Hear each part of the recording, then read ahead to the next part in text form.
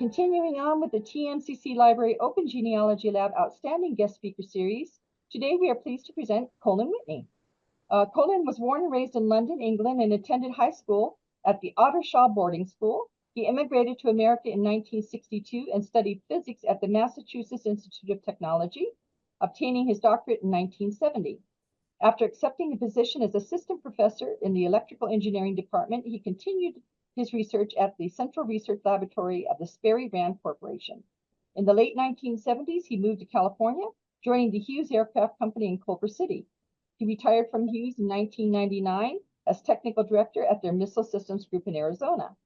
His interest in genealogy began in 2009 when he discovered his step-grandfather's files containing DAR application forms and the rudiments of a family tree.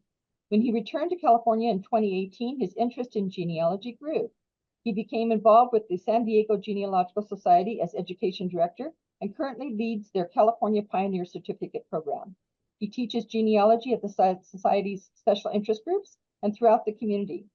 His main foci are the British Isles and DNA. Today's presentation is titled The British Isles. This presentation highlights some of the key facts about the British Isles. Initially, we'll discuss the geography, demographics, and political evolution of the islands. We will then cover the main historical events from prehistory to modern times, illustrating Britain's role on the global stage. We will examine the role of the monarchy and its relationship to Parliament throughout time. Unlike America, there is an official church closely linked throughout history to the government. Finally, we will look at official government records with an emphasis on those rich in genealogical information. So without further ado, I'd like to offer a warm virtual welcome to Colin. Thank you very much, Suzanne, and thank you for inviting me to talk to you all. I'm always excited to talk to fellow genealogists. It seems like we're a small pool of people, but I think we all share a passion for the same subject, finding the roots of our family, and I think that helps us understand a little bit about who we are. So today I'm going to talk to you about the British Isles. If we were at an in-person meeting, I would ask you some questions like, have you heard about the British Isles? Do you know where they are? Have you visited them? Do you have ancestors there? Have you researched there? But we will go through some of those questions. It's hard to get answers back in a virtual format. So starting off, I got this thing, I gotta move. First of all, where is the British Isles? Well, the British Isles is located off the coast of Europe, which most of us know about. If you look at this map, you can see places like Spain, France, Germany, Italy. This is Eastern Europe here, Norway, Sweden. This part over here, these are the British Isles. These that look like they have acne on them, but it's not acne, that's the British Isles. And there's a little channel between Europe and England, and that channel is about as wide as the channel between California and Catalina. So it is not wide, but it has really changed the course of history many times because it's difficult for people to invade across the water, although they have historically. But if you, for instance, you go back to World War II, I'm pretty sure if that was all land there, that Hitler would have marched right into England and conquered that as well as the rest of Europe. So it's been significant in Britain's history. Now, for size, Europe is roughly the size of the United States. So this area is roughly the size of the United States. Population is about twice as much. One of the things that's confusing at the outset with the British Isles is there are lots of names for different parts of it. And I will, in a couple of slides, try and go in and explain why we have those different names. But to explain what they are, the British Isles are encompassed in this brown line right here. Hopefully you can see my cursor, which includes all of Ireland and also this big island here, which is called Great Britain. Now, I must say that I've presented talks to the Irish Genealogical Research Society in Dublin, and they do not like the use of the word British Isles because, of course, Ireland is no longer British at all. It's its own country as of 1922. But that term is used quite commonly over here to encompass both Great Britain and Ireland. Now, if you go to this dark blue one here, it says the United Kingdom of Great Britain and Northern Ireland. The United Kingdom includes this northern part of Ireland, which, as we know, in 1922 decided to stay with Britain and not form part of the Republic of Ireland. And if you put together Great Britain, which is the big island here, and Northern Ireland, you get the United Kingdom. Until 1922, the United Kingdom included all of Ireland. So it was the United Kingdom of Great Britain and Ireland. Now it is Northern Ireland. And you can see in this sketch here that there are 5 countries we're talking about: Scotland in the north, England, the main part of the main island, Wales, which is this little pregnant bump on the west side, Northern Ireland, and then the Republic of Ireland, which is its own separate entity. So that's a lot of countries in what is actually a fairly small island. So just to reiterate, Great Britain is the combination of England, Wales, and Scotland, and that's sort of the big island.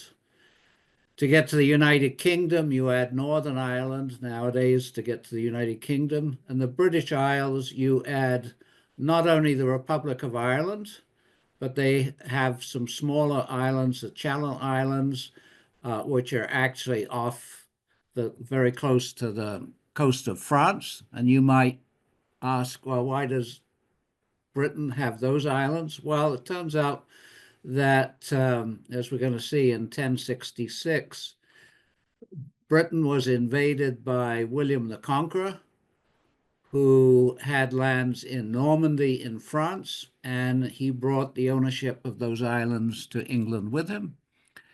And interestingly enough,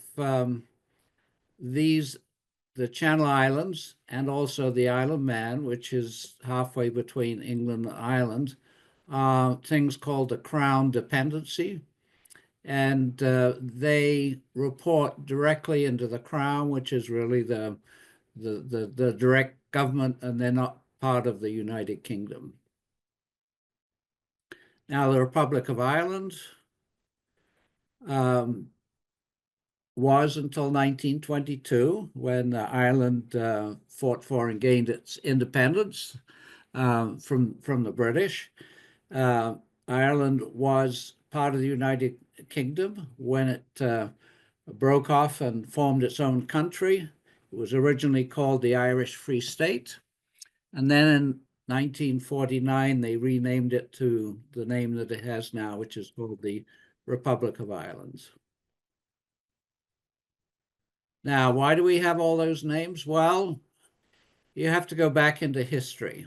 And as you well know, being genealogists, that history has a lot to do with the records that you find, the genealogical records. So the genealogical records are just part of the historical records.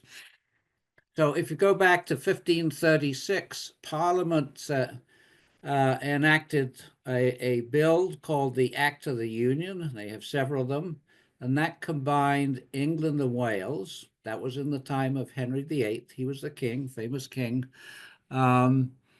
And it combined the monarchy and the parliament in one entity. So they were fused into one organization. So the evolution of the names denote how the different countries and the different parts of the British Isles are being governed by the Parliament and also by the Crown. In 1603, we had an Act of the Union of the Crowns, and turns out that James VI of Scotland became James I of England. We'll go into why that was in a second. So now what we have is a combination of the crowns. It's the same monarch over England and Wales and Scotland, but at that time, you still had two separate parliaments. In 1707 was an Act of the Union, which formed the entity Great Britain, England, Scotland, and Wales under one monarch and under one parliament, and that was in the time of Queen Anne. Then in 1801, we have another Act of the Union where Great Britain and Ireland are fused together to form the United Kingdom of Great Britain and Ireland. And at that time, George III, who you may remember from your American history, was the Mad King of Britain at the time of the Revolution in 1776. And in 1801, the United Kingdom was formed with one monarch and one parliament. And that lasted until 1922 under George V, who was the king at the time, where Ireland, Southern Ireland gained its independence. The northern part decided to stay with the United Kingdom, and they formed the Irish Free State. Just to show you on a map, here we have Scotland in the north, England in the main body of Great Britain. We have Wales over here. We have Northern Ireland here, and that is the United Kingdom as it is configured today.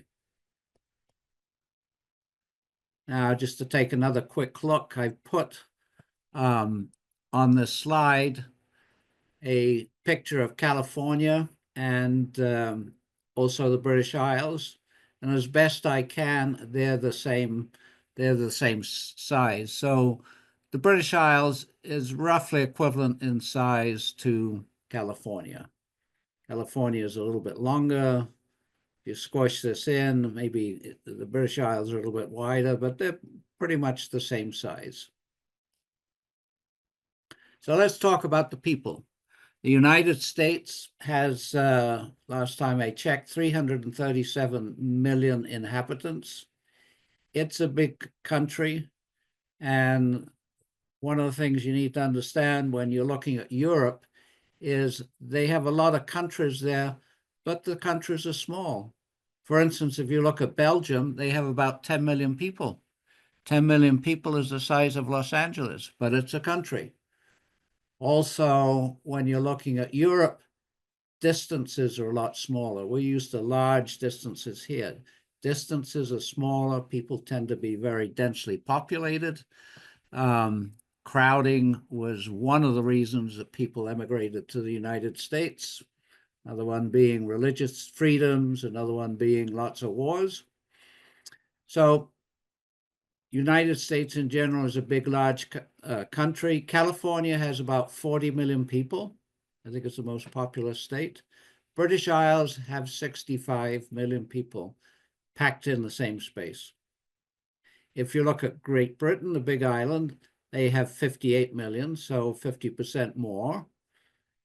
England has the bulk of those with 50. Scotland, we have 5 million. Wales, 3 million. Northern Ireland, 2 million.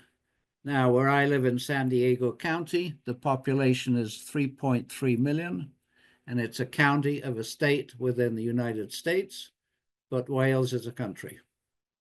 And then the Republic of Ireland has about 5 million people.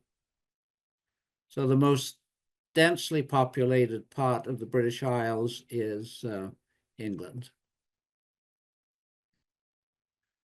Now, England historically has played a very large role on the global stage, and due to its investments in its navy, And it turns out also, since they get a head start on the Industrial Revolution, they were able to rule over many territories throughout the world. In the top here, we have Canada. This is obviously pre-1776 because these are the British colonies in what is now the United States. They have British Guiana over here. There were large swatches of countries in Africa, from Egypt all the way down here to South Africa, parts of the Middle East. We have India over here, Pakistan over here, many places in Indonesia, and then Australia and New Zealand. And one of the ways New Zealand and Australia got populated was Britain had a history of trying to get rid of people that they thought that they were undesirable. So they dumped them initially in North America. After 1776, they couldn't do that. So they had, what did they do? They dumped them, majority of them in Australia and New Zealand.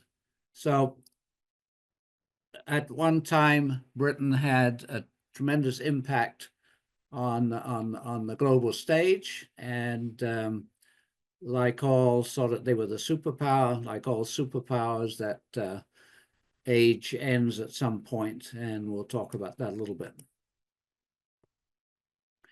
Now, what's the relationship of the British Isles to the United States? Well, as we know, the United States is a country of immigrants.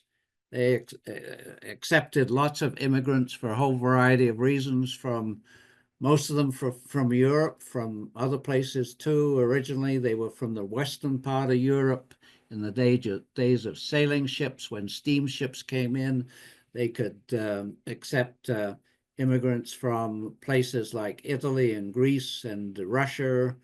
And this shows the number of immigrants by country between the period of 1820 and 2000.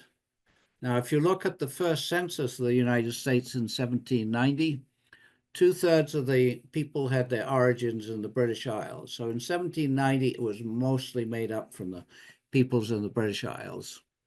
But let's go over this a little bit here. You can see the country with the largest over this time period number of immigrants was Germany with 7 million. Then there was Mexico with 6 million. Great Britain is here with 5 million, Ireland with 5 million. But if you consider that Great Britain and Ireland together are the British Isles, that totals 10 million. So the British Isles have had the largest number of people emigrating to the United States over this time period. Then we have Italy here, but Canada is interesting too, because you have to count some of those numbers. Certainly up until 1900, most of the immigrants to Canada were either French or they were from the British Isles.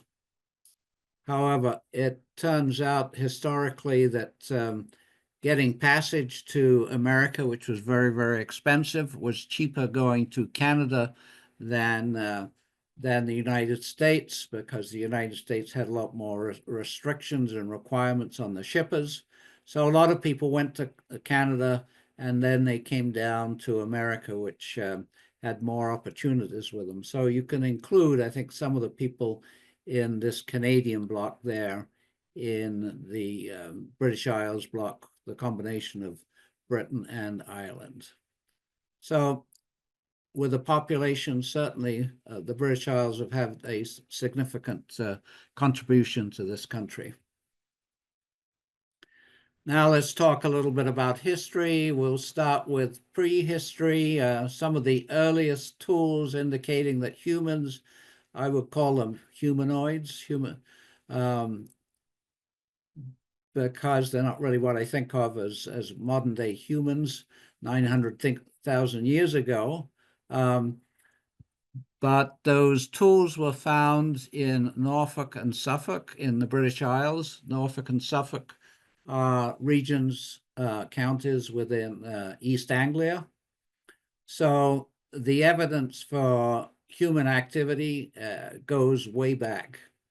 For instance, in America, we know people were here 13,000 years ago, which is much less than 900,000 years ago. Some of the research suggests that maybe 20, 25,000 years that people were here. But again, that's a small fraction of the 900,000-year-old tools that were found in the British Isles. The other interesting thing is that in this time frame, and certainly there was a Cheddar Man where a whole skeleton was found and dug up, which was about 9,000 years old. And they found out through DNA and that it was the bones were similar to those found in places like like Spain, in particular the skin of this 9,000-year-old individual was very dark. So in the tropics near the equator in Africa, people's skins, as we know, are very dark. That's sort of to protect them from the sun. The sun is very powerful, but the body needs sun, certain amount of sun to make vitamin D. Now, as you go further north, the sun gets weaker. And so what happens is, in order for the body to make enough vitamin D to help their processes with the DNA, the skin needs to lighten up. So what this is telling you is around 9,000 years ago, the skins were darker, and white skin is a very relatively new phenomena to humans. Now, 900,000 years ago, people would inhabit the British Isles periodically, and that's because of the ice ages. Every 100,000 years, in every 100,000 years cycle, the ice sheets would form over England, so people would be pushed down into the southern part of Europe, and then when it receded, they would move back in again. But people have inhabited there continuously for about 10,000 years. About 6,000 years ago, England was connected by a land bridge to Europe, and so there was no English Channel at that time. And the start of history for Britain and the British Isles really starts with the invasion of the Romans. Romans, as we know, had an enormous empire. They conquered most of Europe, and finally they got to Britain. They invaded in 55 BC and conquered it in 43 AD. Now, they had their impact on the British Isles. They were there almost 400 years, until 400 AD. And they pretty easily conquered southern England. And they tried to invade Scotland, but they never managed to conquer the Scottish. So what did they do? They built Hadrian's Wall in 122 AD to keep them out and keep peace within England. In Wales, they made significant inroads in there, and they had fierce resistance for about another 25 years before they took that over. And it was only ever partially conquered, but Ireland was never conquered. It was never invaded by the Roman Empire. When the Romans were there, they divided England into two parts: Britain Superior, which was the southern, with a capital in York, and Britain Inferior, the northern, with a capital of York, superior being closer to Rome, inferior being further away from Rome. They set up significant forts in many of the tribal areas, and the reason that the Romans were able to overcome the tribes in England is that they weren't united. They were on their own, so they were all fairly weak. And the Roman army was certainly a formidable fighting machine. So that's why they easily conquered the areas of Britain, particularly southern Britain. One of the characteristics that they built in the British Isles, as well as other parts of their empire, was that they connected their cities by straight roads. So they would set up cities and camps, and then they would connect them by straight roads. They'd go over the top of mountains. They would not go around them, because they figured that was the fastest way to get from one place to another if there was trouble broke out with the tribes that they conquered. They did lots of infrastructure kinds of things. They built villas, sewerage, hospitals, and spas. There's a famous one in Bath, the spas of Bath. And basically, they established law and order, and they also prevented invasions from the outside pretty effectively until they left. Christianity arrived in 300 AD, and then the Romans left Britain when the Roman Empire collapsed. And if you look at the composition of Britain around 850 AD, so this is 400 years later, some of the tribes had sort of got together. The powerful kings had conquered the other tribes. But you see, England is still broken up into different kingdoms. We have Northumbria here, we have Mercia here, Wessex here, East Anglia, Norfolk and Suffolk are in here, Wales here. Now, these purple bits are from the Vikings. The Vikings, over the 400 years after the Romans left, Britain was invaded by the Vikings, and they set up here. The Vikings also invaded Ireland. They set up in the west coast of Scotland and the upper part of Scotland, this area here. Also the Angles, which came from Germany, and the Saxons, and England gets its name from the Angles, Angleland, and the Jutes, which came from Jutland, which is now Denmark.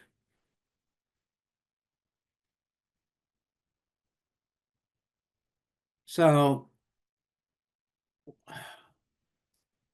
if you're a school child fairly young and you start history, boy or girl, one of the dates that you will always remember is 1066. That's how significant 1066 is in the history of England. It's equivalent to 1776 here. That obviously was a sea change in the development of the United States. And what happened in 1066? William the Conqueror, who was a duke in Normandy in France, decided to invade England, and that's a whole interesting story. He defeated the Saxon king Harold on the Battle of Hastings, and he had a very organized army and following. And the first thing he did was to, of course, kill a lot of the Saxon nobles, unless they made deals with him. And he controlled the land. He started to build castles, and he introduced feudalism. When he came to England, he says, I own this land, and I will let you, my nobles, use the land as long as you pay me taxes and provide me with an army when I need it. And he was a very shrewd king, because he made sure that the lands that he granted to his nobles were separated geographically so that nobody could get too much power against him. And so he was very shrewd in that regard. Now, he had asked for taxes. So how do you decide how much tax people are going to pay? Well, the tax and everybody's livelihood was pretty much on the land in those days. So he commissioned the Domesday Book in 1086, which was the first comprehensive land survey in England. And it went around and it looked at how much land each noble had, the size of the villages there, how many slaves were there, how many pots of honey they had, all that kind of thing. And based on that, he decided how much tax that they owed them. Now, since this time, there have only been two other comprehensive surveys of land in England. One was in 1783 or 1786, depending whether you were in Great Britain or Ireland, and the other one was in 1911. So there haven't been too many comprehensive ones. Now, the battle over history is between the king and his nobles. The king is always trying to hold on to power. The nobles are always trying to grab more power and grab more wealth. And by the time we get to 1215, there was a King John who was forced to cede some power to the nobles in the signing of the Magna Carta in Runnymede in Surrey. We'll look at that in a little bit. So this was the start of when the king didn't have 100% of the power over everything. And we're going to see this power erode over time. But by the time we get to about 1086, most of the parishes would have churches. There are a number of monasteries that were set up, and they flourished. They did some good works. They established some almshouses for the poor. They provided hospitals for the sick. Another major event in the history of the British Isles was the Black Death in 1348. Think of that as COVID, but a lot worse, because it was a plague. It killed 1/3 of the population, about 800,000 people. So the population was only about 2.4 million at that point. It's now about 60 million.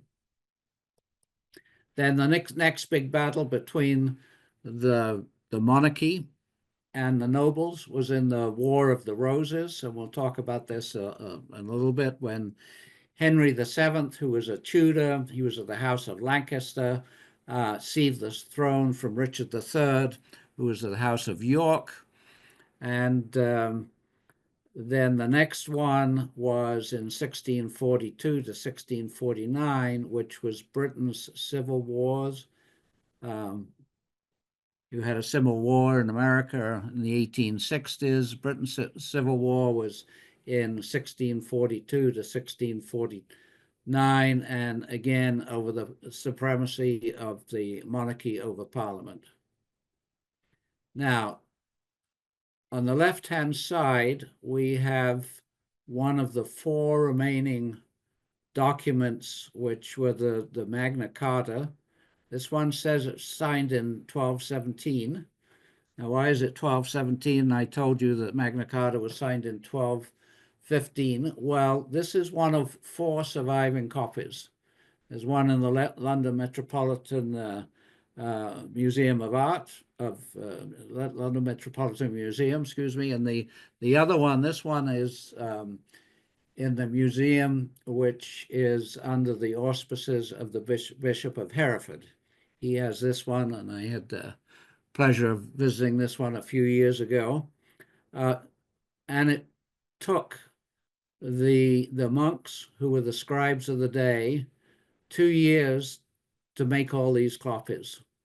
So that's how long it took them. They had to do it very carefully. They couldn't make mistakes. So it was a very slow and laborious process. And it guaranteed due process of law, no arbitrary imprisonments, And then there was a second one, which is not talked about very much, the Forest Charter, which assured a trial by jury and the rights to the forest. So this is sort of a Bill of Rights kind of document, and it dates to 1215. Here's a picture of somebody's rendition of what the Black Plague would have looked like worldwide, because this was a worldwide epidemic. About 100 million people died, so that's huge. And you can see in the top left-hand corner that these are people that were buried during the Black Plague of 1348, so they've been able to get the DNA evidence to tell them exactly what killed them. Now, in this family chart here, this is showing the kings of England, and I've numbered them in order in which they acceded to the throne. So we got 1, 2, 3, starting with Edward III in 1327. Then Richard came to the throne in 1377, but Richard III had two sons, John of Gaunt, who was the Duke of Lancaster, and he's going to duke it out with Edmund, who was the Duke of York. And down here, they fight in the War of the Roses for who is going to be king. So after Richard III, we go to Henry IV. That's a peaceful transition in 1399. Then Henry V in 1413. These are all the Duke of Lancaster, and Henry VI, down to Edward IV here, and then Edward V. Now, Edward V and his brother Richard, when Edward IV died, were young. They were children. Edward III Richard III took over guardianship, put them in the tower, and most people think that he murdered them so that he could make himself king. But where do we go from here? Here, Henry VII fought against Richard III in the War of the Roses. Henry VII won, and so that reestablished the House of Lancaster and the House of Tudor here, and he was the father of Henry VIII in 1509. So Henry VIII came to the throne. Whoops, sorry. Go back a little bit. And Henry VIII, he was obviously keenly aware of the wars that had occurred, the War of the Roses, and what he needed to do to make sure there was going to be a smooth succession is to have a male heir. And he married Catherine, and she didn't give him a male heir. So at this point, the church in England, the only church was the Roman Catholic Church. And so Henry VIII applied to the Pope to say, I would like an annulment of this marriage because it's been a childless marriage. And the Pope in Rome said, I'm sorry, but I can't grant that to you. He had most of Europe was Roman Catholic. He had strong allies in kingdoms in Europe. And so Henry VIII didn't get his wish that his marriage would be annulled. So what he did was abolish the Roman Catholic Church in England as the official church, and he established the Anglican Church with himself as the head, and he got his Archbishop of Canterbury, the lead of the classical lead of the church, to grant him an annulment so that he could go on and try and get a male heir. However, in 1603, he did have a son, actually, but the son died, and eventually Elizabeth I became queen. She did not marry. She did not have an heir. This is 1603. And so the closest person was James VI, and that's how he became, of Scotland, became James I of England. And so this is how the union of the crowns happened in England. And the reason we go through all these significant dates is they lead to a lot of documentation that goes on, a lot of records for us to look at. However, if we go on about another 42 years, as I mentioned, that there was a civil war, which the problem here was that King Charles I was spending a lot of money on the Navy. He was trying to make England powerful. And the way you became powerful was to have strong trading relationships and get rich from that. And he tried to go around Parliament, and they had a feud for 7 years.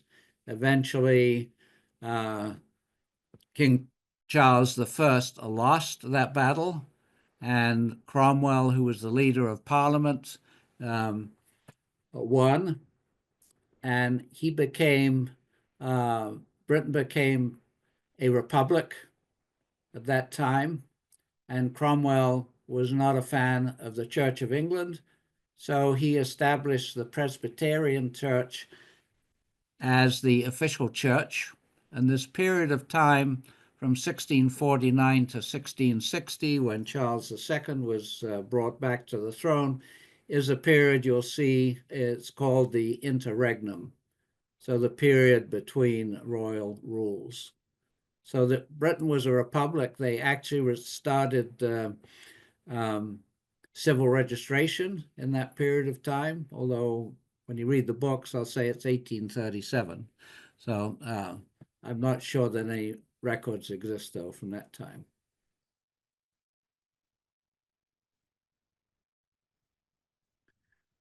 Now, another major event that happened in the British Isles, in Britain, and it happened before the rest of Europe, was the Industrial Revolution.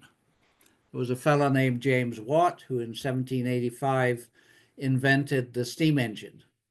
And he had designed this engine so that he could burn coal, which would heat water and generate steam, and that steam would power equipment such as weaving looms, for instance. And this had a major effect on England and its publications because factories had been set up along streams throughout England to use water power to drive their machinery. Now we had this more efficient way of mechanizing the equipment using coal to heat steam and drive the equipment. But now the factories had to move to where the coal was. And the coal was largely in the south of Wales, and much of it also in the northern part of the Midlands and Lancashire and so on. So what you find is that factories are becoming extinct throughout England, and they're moving to the coal areas. And so people needed to move to get a job and make a living. So it leads to a mass migration of populations to some of these areas.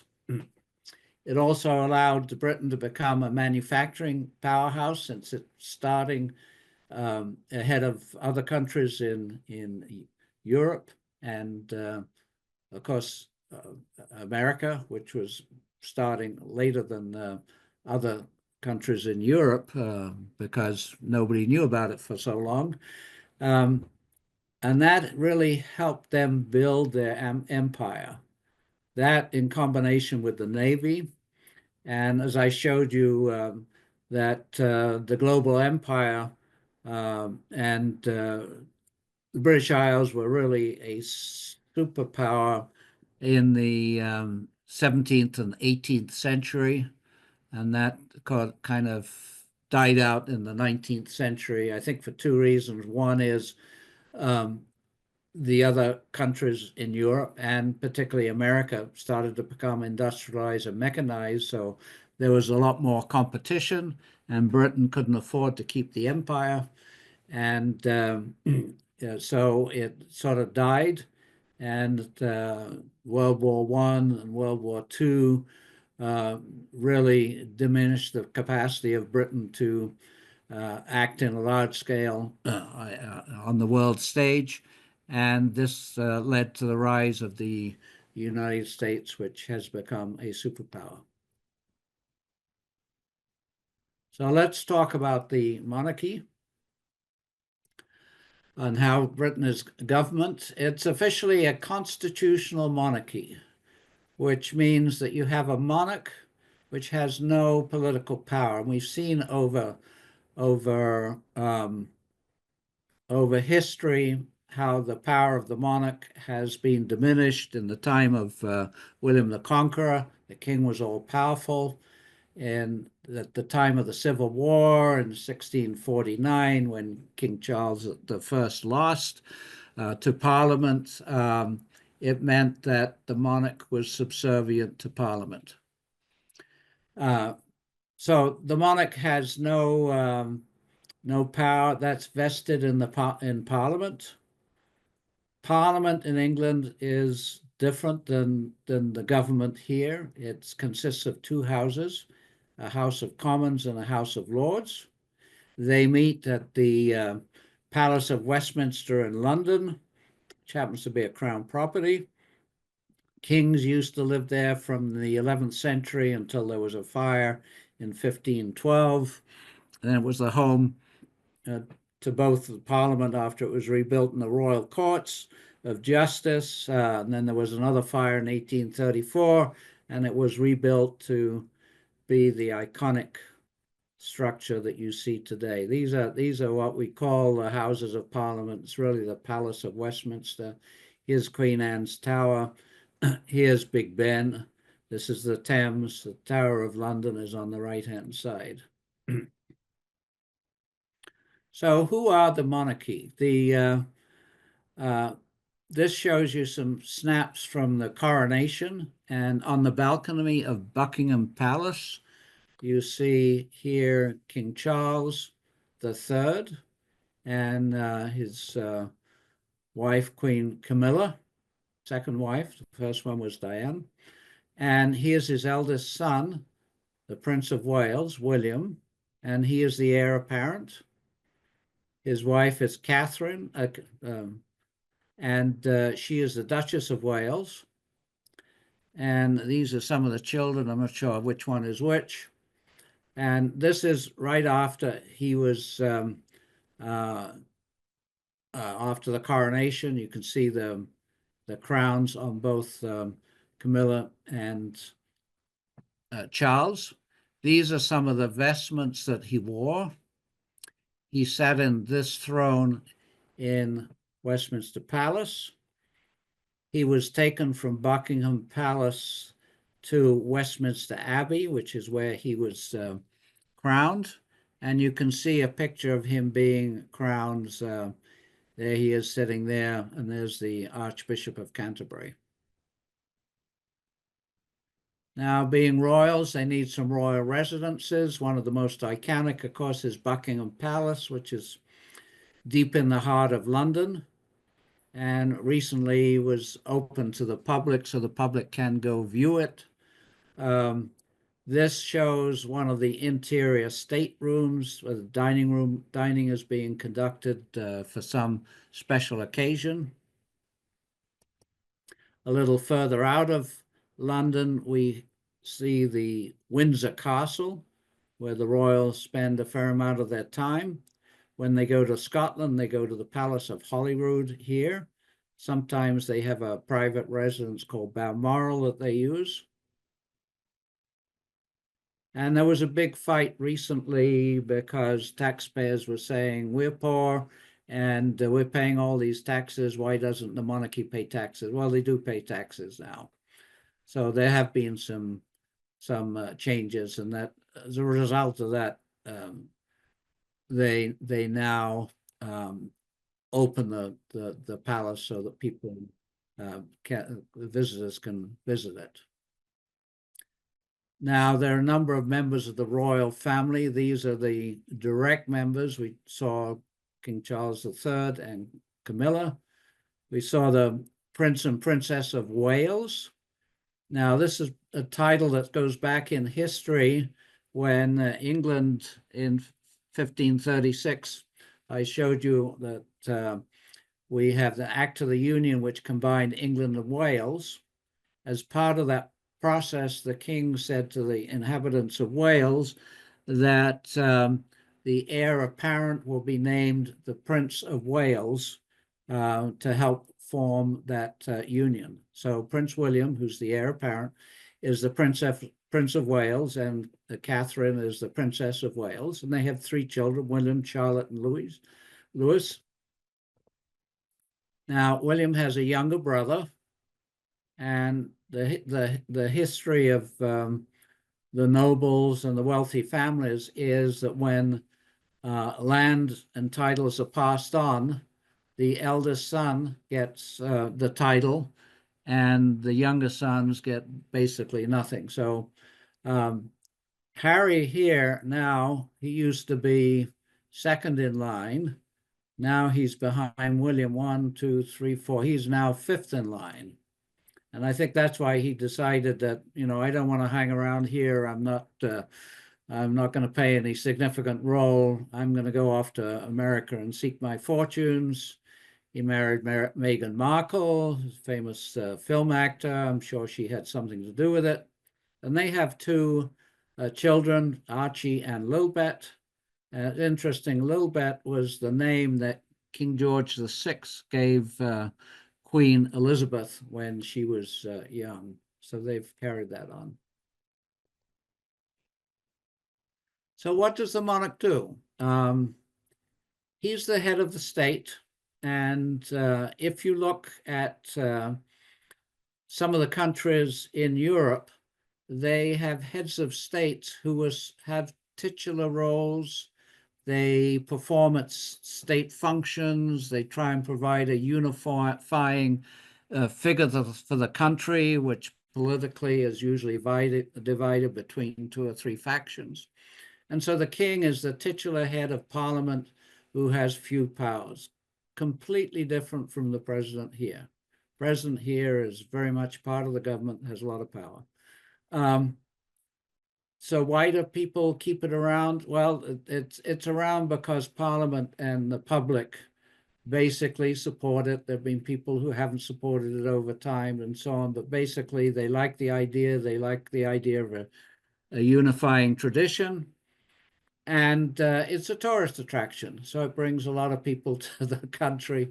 And so it continues. And as long as the kings and queens in the future are able to secure the support of the public, they will continue. If they can't, they will not continue. And then I just showed you the immediate royal family. There's a whole realm of royal family. For instance, there's Queen Anne, the sister of King Charles, who does a lot of government duties, etc., to support the monarchy. The monarchy has a ceremonial role in most of this. One of the main duties that the monarch has is to open Parliament, and we'll look at that in a second. Now, also, the monarch is the titular head of the Commonwealth of Nations. I'll tell you what that is in a second. It's many of the former territories. There are 56 countries commonly. So the king, in this case, King Charles, is the king not only of United Kingdom, but also 15 other Commonwealth realms. There are 5 other monarchies in this group of Commonwealth nations, 36 republics, and a number of British territories. This is a map of where the nations within the Commonwealth nations are located, and it looks pretty much like the map I showed you of the British Empire. Nothing down here in America. Ireland is not part of it. parts of Egypt here, also the Middle East. But many of the nations have decided that it's good to stick and be part of the Commonwealth of Nations, which maintains ties with the British Union and helps trade. So let's talk about the real government of the United Kingdom. How did Parliament start? Well, it started as the Witan in the 8th century council, which advised the Anglo-Saxon kings, and they would meet periodically. And you can imagine over time how managing an area, particularly as the areas grew and the kings conquered more lands, it get more complicated. So they relied on the council of the nobles, and that would be the Witan over this time. We talked about the Magna Carta, how the nobles retrieved and established rights for themselves. One of them was the right to advise the king in his great council. So it set up a council to advise him on a regular basis. 1236 was when the first time that the word parliament was used. And at that point, it included nobles, bishops, 2 knights from each shire. The shire is a county. We'll look at the counties in a second. And burgesses and towns from the towns. Some of the towns were becoming very important as sort of trading centers, and they really fed politically into the monarch, because they said, if you give us rights to set up a market, we will send you taxes. So they're trying to get around the power of the counties. But at that time, you can see these are all wealthy noblemen. They're people who are appointed. They're not people that are elected. In the 14th century, they divided it into a House of Lords, which were the nobles and the bishops. So those are the leaders of the Church of England, and the Commons, which were the knights and the burgesses, basically lesser aristocracy and wealthy people.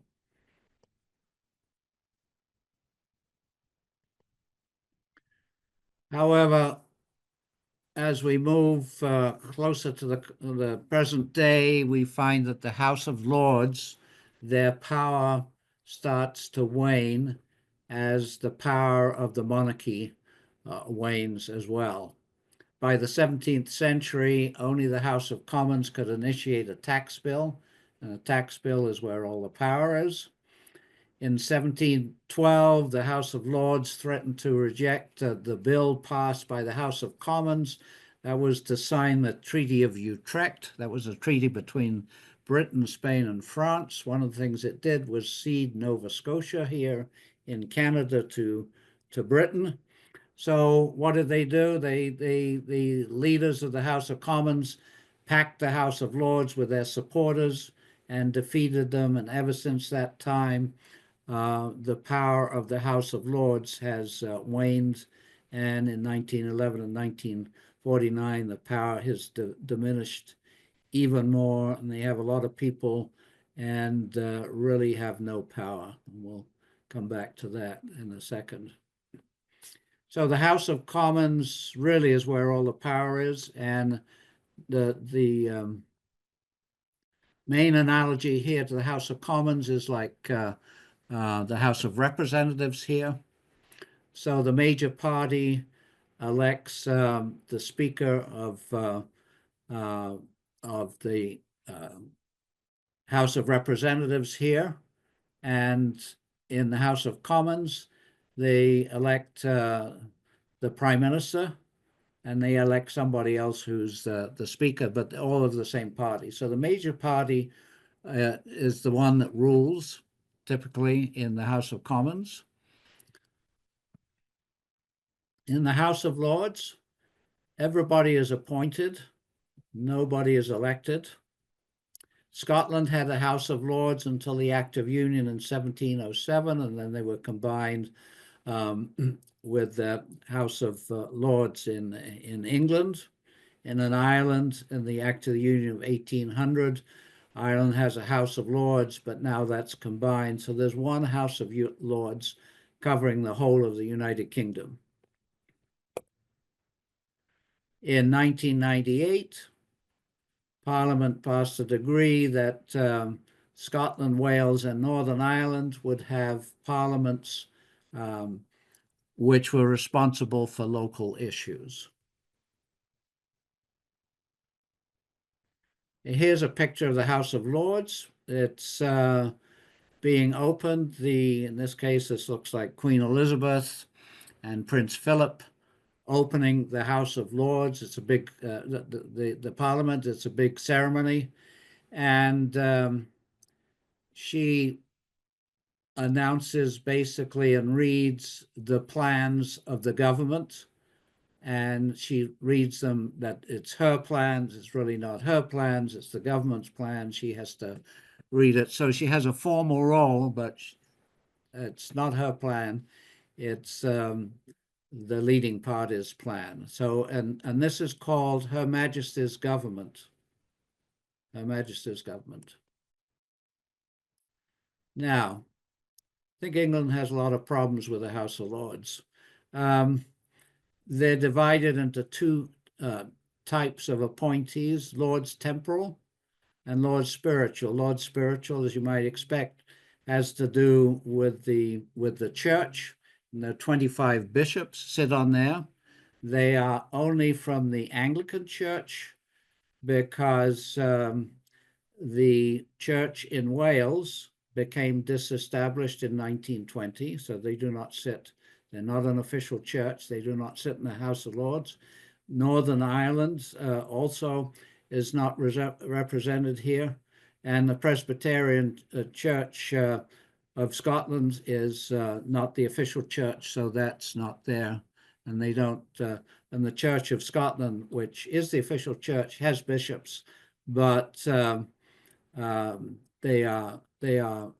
no bishops, so they're not represented.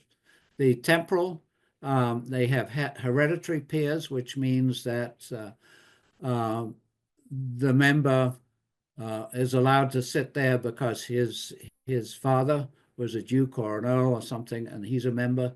Then they have life peers, and these are appointed by the Prime Minister of the day, and that's how the Commons were able to pack the House of Lords. And then they have representative peers, and we'll come back to that in just a second.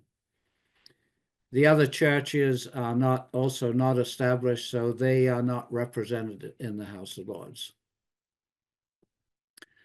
There are 92 hereditary peers. You can see dukes and duchesses, earls, countesses, barons, baronesses, marquis, marchionesses.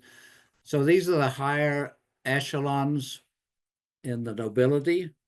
There's 654 life peers, some of which have titles, some of which do not.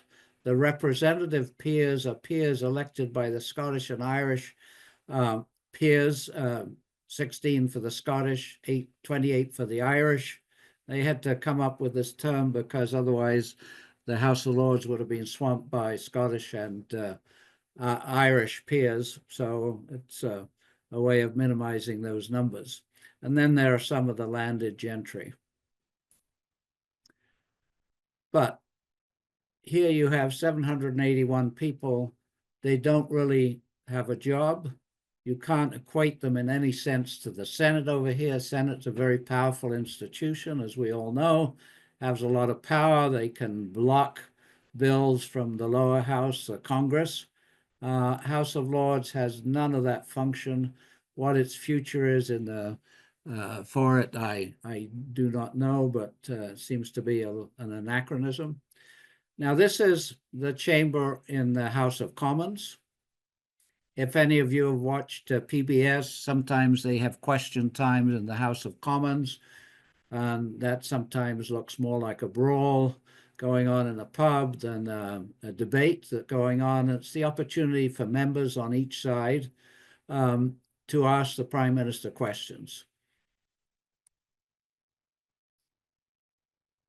They have 650 elected members. They are elected by a constituency, just the same way Congress is representatives are elected by a constituency. And as I've mentioned, the prime minister is typically elected by the majority party, as long as it has a majority. And for that appointment, they need approval, but it's pro forma approval. If the king said, I don't like you, I'm not going to appoint you, then we have a constitutional crisis again. Parliament sits for 5 years, but at the discretion of the prime minister, he can call it earlier. If he thinks he can gain more seats in year 3 by calling an election, which happens in like 6 weeks there, he might do it. Or if there's a no confidence vote, so 2/3 of the MPs have a no confidence vote in the prime minister, then the parliament gets dissolved and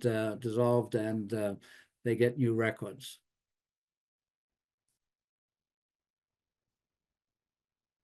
How am I doing on time, Suzanne? You're doing fine. Okay. Here are some of the main divisions within the United Kingdom and the British Isles. We start with the country, then we go to the county. There's an obsolete division of hundreds, which is not used very much, but you see them in the records. Then we have the town and the parish. And in Ireland, we have the townlands, which is often just a few houses in one locality within a parish. And the church, similarly, we have the Anglican Church and the Roman Catholic Church are divided into provinces. And below that, archdiocese, then diocese, the archdeaconry, the deaconry, and the parish. So we have an archbishop in charge of the archdiocese, a bishop in charge of the diocese, and then we have the clergy or the vicar in charge of the parish. This shows some of the counties. There are 37 in England. There are 13 in Wales here. Here they are side by side. I put pre-1974 because England decided to change its administrative structure. So these counties don't actually have an administrative function anymore, but people refer to them all the time. They're so ingrained in history. And most of the records that you are looking for will be prior to 1974, but so these will be the counties' names that you'll be looking for. But for instance, when you come to Wales, you'll see after 1974 counties like Powys and Dyfed and so on. So they have changed more recently. Similarly, Scotland and Ireland, there are 32 counties here, and it's actually the same number in Ireland. 6 of those are in Northern Ireland: Londonderry, Antrim, Down, Armagh, Tyrone, and Fermanagh, and then the other 26 in Southern Ireland.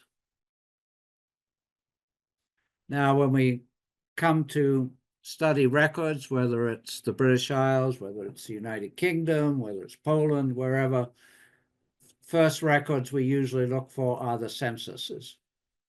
And in the British Isles, the census was taken every 10 years. Except there's a little bit of a pause, and we'll come to that in a second. It was 10 years initially. They actually started in 1821, but to get the full names of every member, that starts in 1841 in England, Wales, and Scotland, up until 1921. Okay, now in 1931, one was taken, but it burnt. 1941, one was not taken because of World War II, but in its place, there's a thing called the 1939 Register, which is not a full census, but has things like birth date. In fact, it has exact birth date, which is nice. And it doesn't give relationships, it just gives names in households. In Ireland, similar story, except as we will see, the only complete ones that we have available in 1901 and 1911. There's some fragments, and there are some things that we won't get into today, like Griffith's valuation and the tithes, which are used as census substitutes, since for Ireland we don't have those early censuses available. If you want to look at birth, marriage, and death records as collected by the government in England and Wales, they started in 1837, Scotland 1855, Ireland 1864, and they'll give you lists of births, marriages, and deaths. And they were collected by registration district, which typically is like about 6 parishes. So, and they just tell you the quarter in which it was registered. So when you look at the indexes for that you have access to, the John Smith that you're looking for is not the name that you will get, could come from any one of a half a dozen parishes, and you just know the quarter he was born, so it's less precise information, and you have to well, you don't have to right away anymore. The General Register Office now, for most of their records, allows you to get the certificate online for a small fee right away. You can get a digital image. Other records you want to look for are the Anglican Church records, which started in England and Wales in 1538, in Scotland 1560, in Ireland not for 100 years later to 1634. And Oliver Cromwell was the one that edicted that each parish church, the vicar should write down every event, birth, marriage, and death in a record, and preserve that for every individual. And this was a sea change because normally the only people that anybody cared about were the rich people, but now we're getting a record of just ordinary individuals. However, not everybody complied, so in 1597 they came out with an edict that a copy of the parish registers should be sent to the bishop annually on Ladies' Day, which at that time was the beginning of the year, March 25th. And so theoretically, there are 2 copies of these records. One is the bishop transcripts and one is the parish register. Sometimes you find 2, sometimes you find just the bishop's register, and sometimes just the parish register. So these were the Anglican Church being really an official arm of the British government. These are sort of official baptismal, marriage, and burial information for the British Isles. Now, there are other denominations. The other denominations are normally called non-conformists. They would be religions like Roman Catholic, Quakers, what else do we have? Methodist, variety of religions that grew up during the Reformation. And those records are not well kept, particularly the Roman Catholics and many of the others, because they were persecuted for a long period of time. Now, where do we find these records? Well, the main place, London, in London, is the National Archives, and this is the major repository for the United Kingdom. And they have all the major governmental records going back to the time of William the Conqueror and beyond. and they have lots of guides for help there. Some of the records you can get online. Most of them you cannot. However, we have the wonderful websites like Ancestry and Family Search and Find My Past, which have digitized some of those records, but there are many, many of them that haven't. But this is a great resource.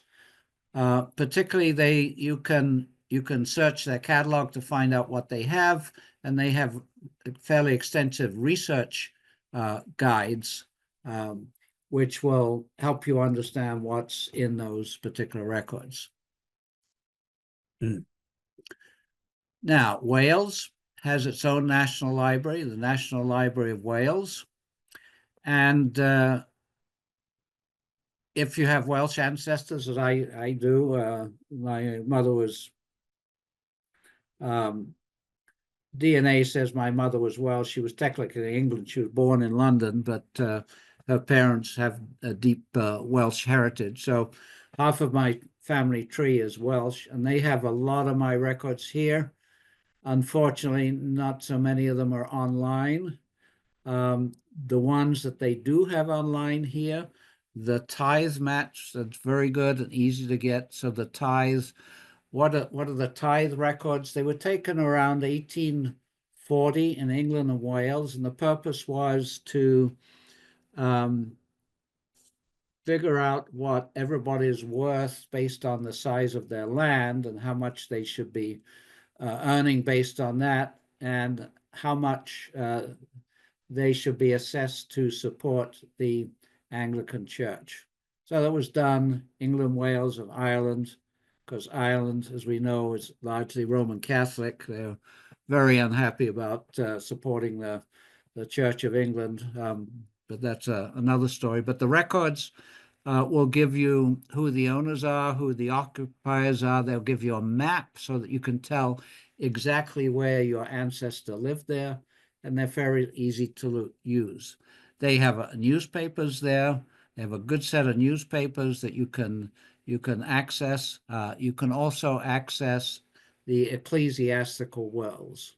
Now, one of the jobs of the Anglican Church up until 1588 was that they probated wills throughout England and Wales and Ireland. And so if you're tracing your ancestors' wills, you have to figure out which court it would have been probated in. And there's ways you can do that, which is beyond this talk today.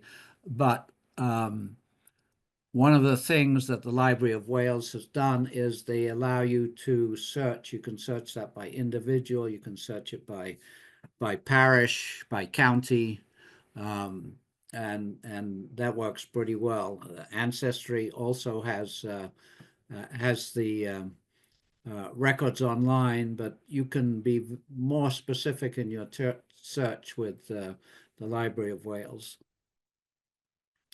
Library of Scotland, Natural Records of Scotland, excuse me, Natural Library of Scotland is another one we're not talking about, but it's a really great place to go for maps.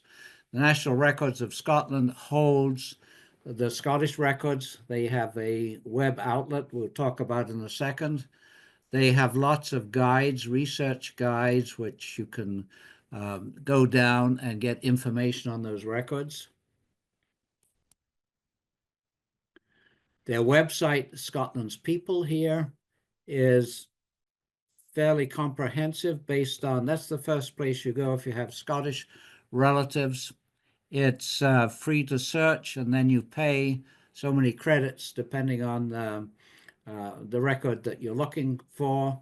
You can search by people.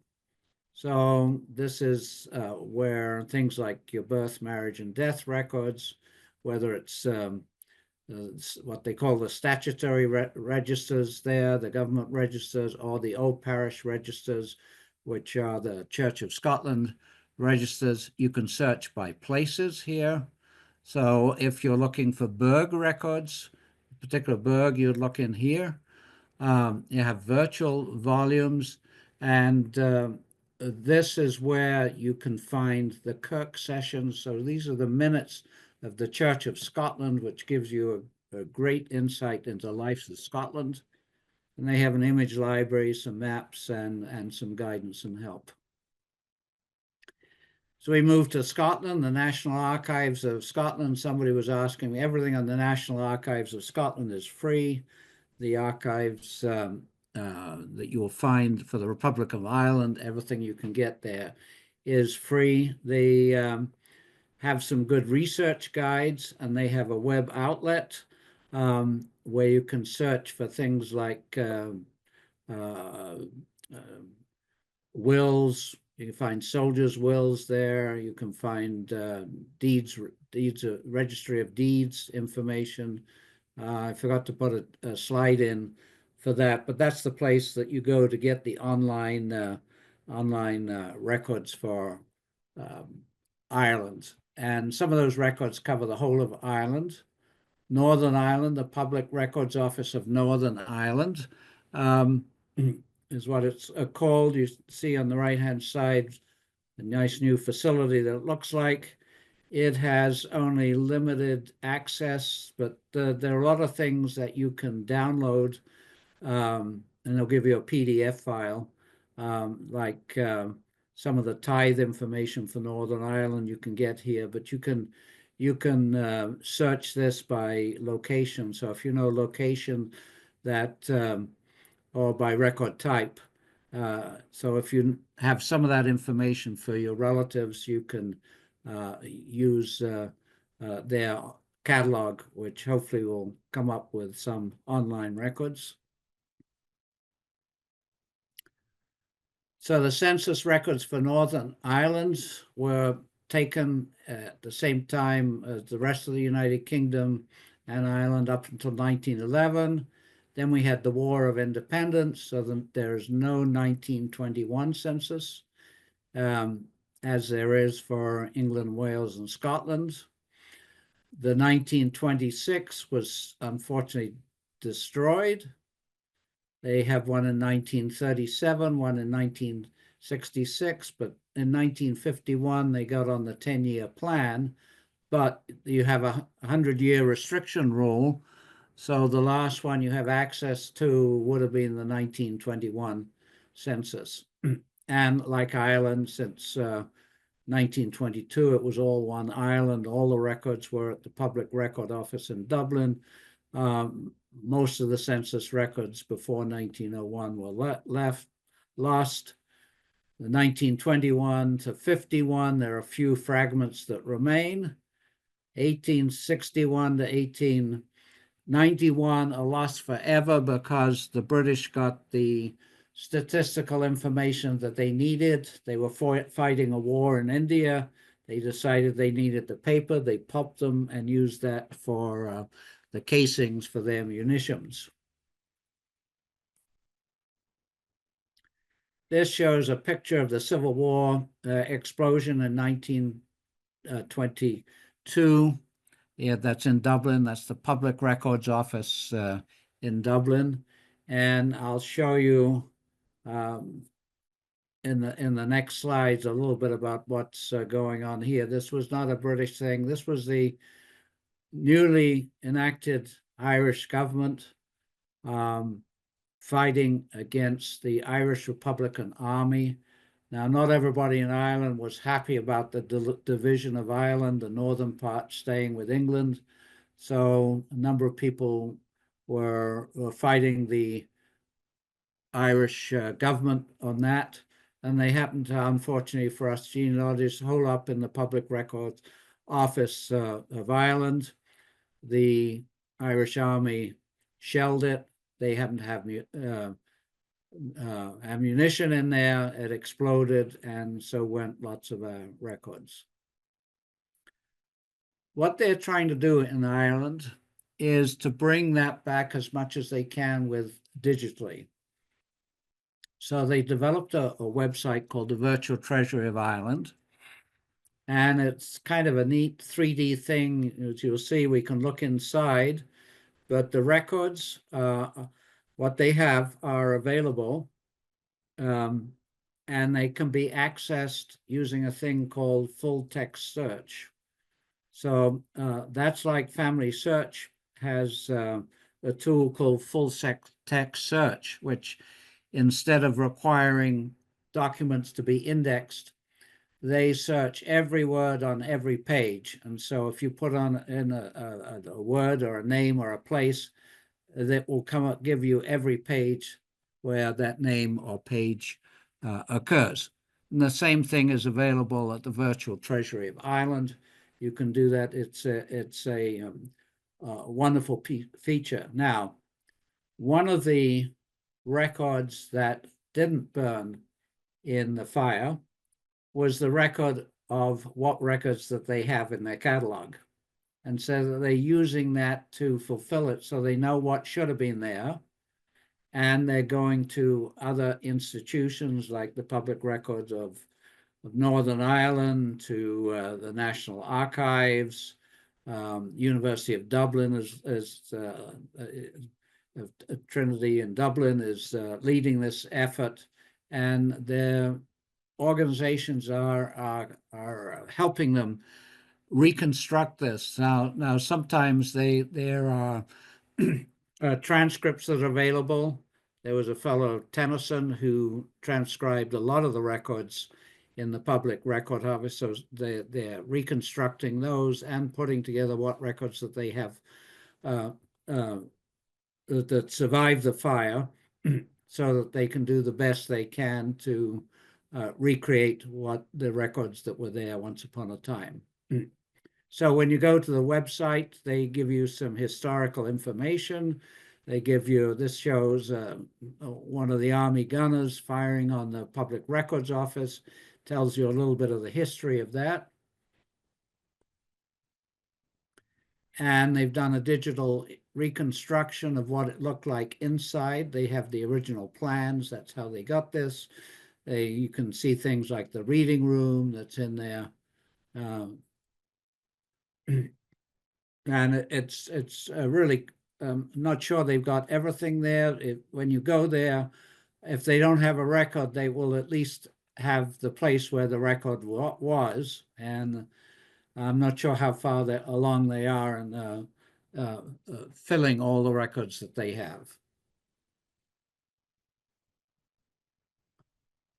Now, as genealogists, key records that we're interested in are birth, marriage, and death, because they establish relationships between people.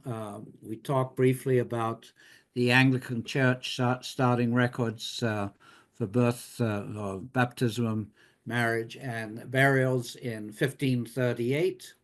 The government decided in 1837 that they wanted a record of these events. And so in England and Wales, you can get those civil registration events from 1837. Scotland occurred a little bit later, 1855. And both Ireland and Northern Ireland, since it was one entity at that point, it's 1864.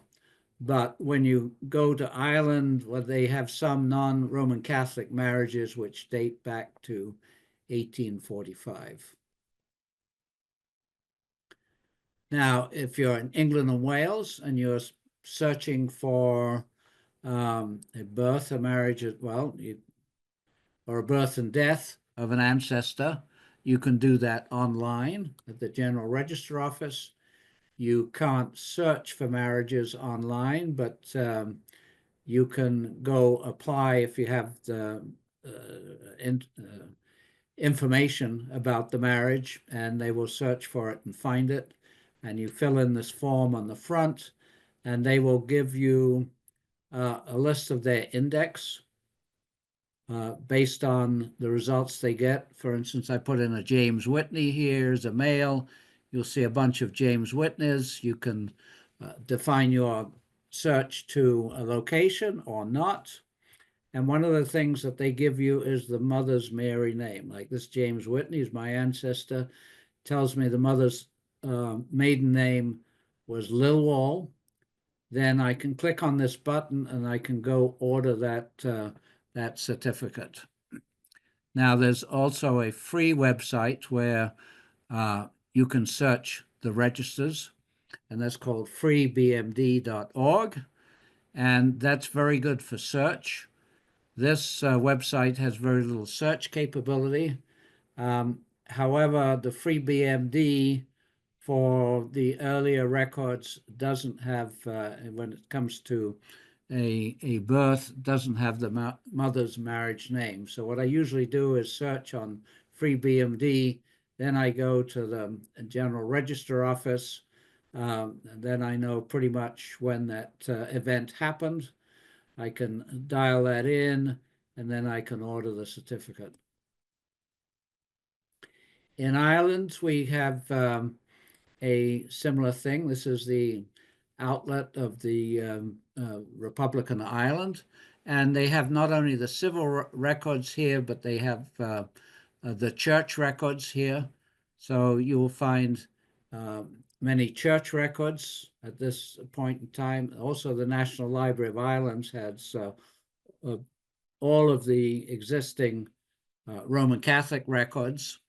So this is, if you have Irish ancestry, you can, depending on the time frame, find both the civil record and the church record, or one of the two, providing that the church records exist. The civil records after 1864, they apply. Similar thing in Northern Ireland, to get birth, marriage, and death information. Gives you options. You can search, but then you have to pay to get the certificates. You can get the birth, the marriage, or the death.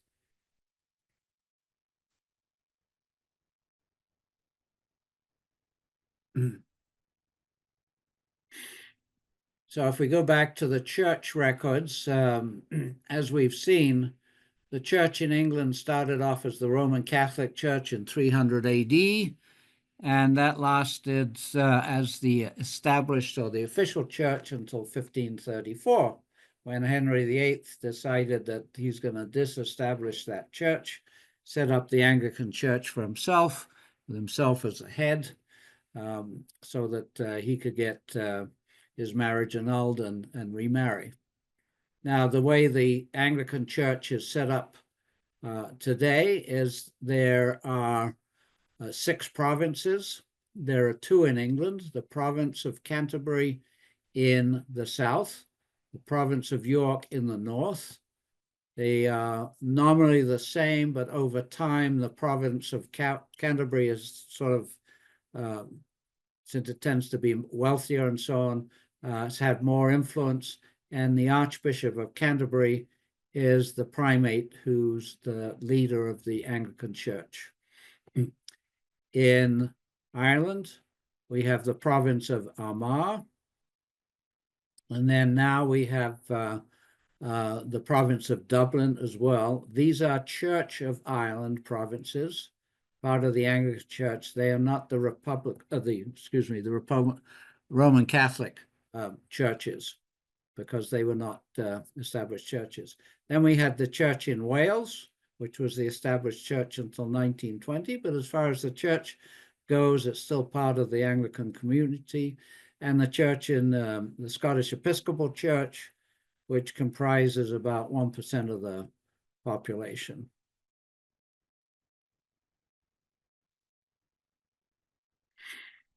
Some of the key dates as far as the church records go are when the parish registers start in 1538. In 1597, we have the bishop transcripts, which give you the possibility of 2 copies of the same record. In 1733, you start to see the registers being written in English. So prior to that, they will be in Latin. So if you get back beyond 1733, you might want to brush up a little bit on your Latin, take some basic Latin courses to make sure you understand the records, but most of them are pretty scripted, so you don't really need to know much. Then the big sea change in terms of dates was the 1752, when the Gregorian calendar was adopted, and they had a shift in the years, start of the year from Ladies' Day, March the 25th to January the 1st. They had to lose a few days and so on. But in the records around this time frame, you'll often see them dated according to both the Gregorian and the Julian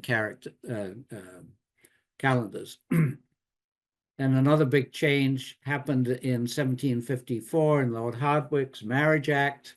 There have been a lot of clandestine marriages because the law in England just said that you had to be married by a vicar, but canon law said you had to be in a Anglican church by a vicar, etc. So there was a difference between what the church required and the canon law. So as a result, there were a lot of hundreds of thousands of illegal marriages were performed, which were legal as far as the government was concerned, but not as far as the church was concerned. So they fixed that problem with Lord Hardwicke's Act. And he said that you have to be married in church after banns or with a license. And he set out a separate register for the marriages. So this register here in 1812, separate register for birth, marriage, and death, help us in reading some of the registers. So here you see the two provinces, the province of York up here, and the province of Canterbury down here. There are about 30 dioceses here, about 12 up here.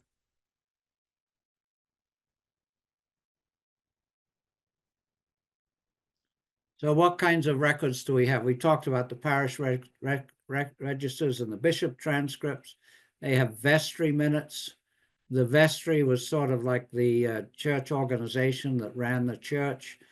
Pew registers, if you wanted to have a pew, you had to pay for it. There was a record of that. Bastardy bonds, parish deeds for the poor, settlement and removal records, church warden records, apprenticeships, and up until 1858,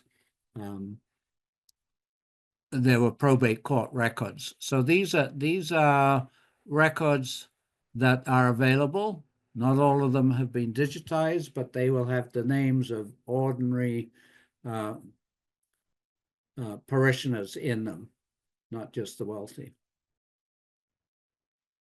Here are some, I'll leave this up for you to look at. Let me just, here are some of the tutorials that you might want to look at. If you want information about places in the United States, in the British Isles, Genuki is one good place to go, and there's the website there. Family Search Wiki is also an excellent place to go. Sorry, that third one is no longer in existence, so don't go there. John Grennan is an excellent one for Irish. It will tell you what records are available in each parish. It's really excellent. It's a subscription, but he lets you paddle around a little bit. Scotland's People has great guides for the records of Scotland, and the National Archives have great guides too. Library of Wales has some, they're not so good, but they do have some guides there. Then these websites here are for the Free Sen is for the census websites, largely for search. BMD is for the vital records. Free Reg is for the parish records.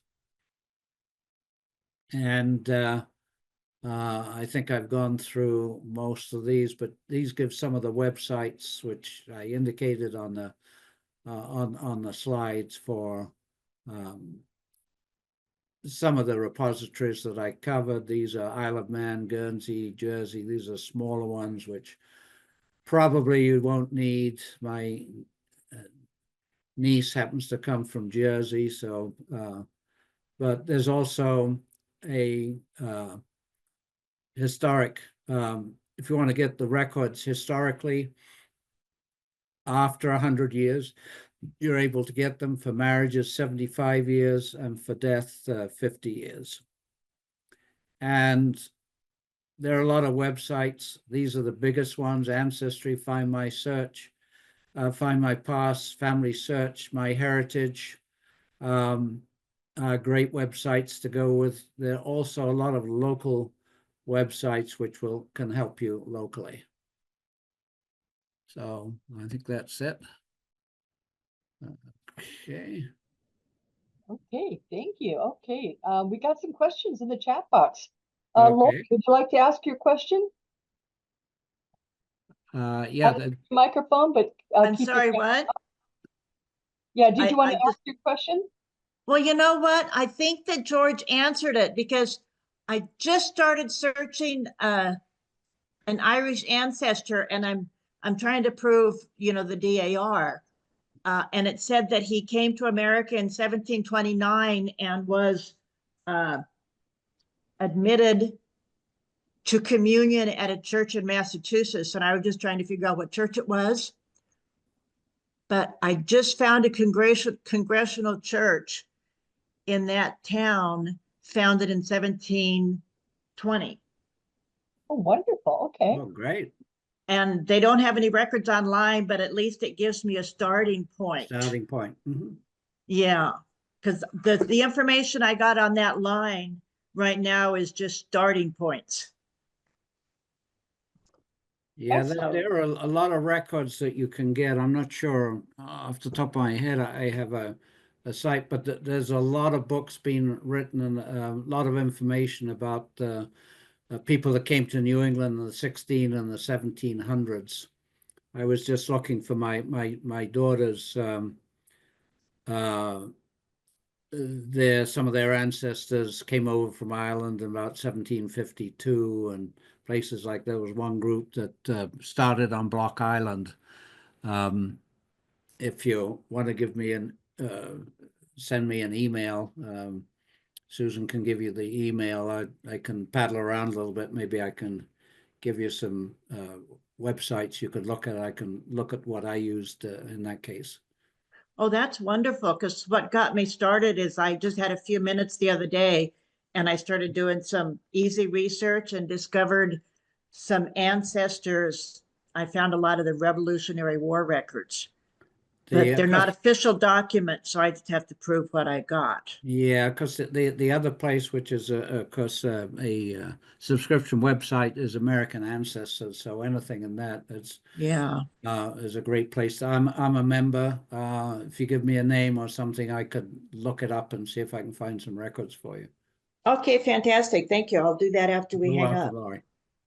And Lori also asked in the chat box if she can get copies of the slides. And yes, he has given me a copy of the slideshow, and I will go ahead and send that out to everyone on the links used later on this weekend. Oh, thank you. Okay, any other questions? I've got several of them, but I want to give you guys the first chance. Hi, Sue. It's Wendy. And Wendy. hi, Colin. Wow, I studied in London, up in Watford, government and all kinds of things through college. And I wish I would have had your course, your information, way back then, because it really makes a lot more sense. And especially I married a Cockney man, so I still good have for you. Okay. So from Clerkenwell, Yeah.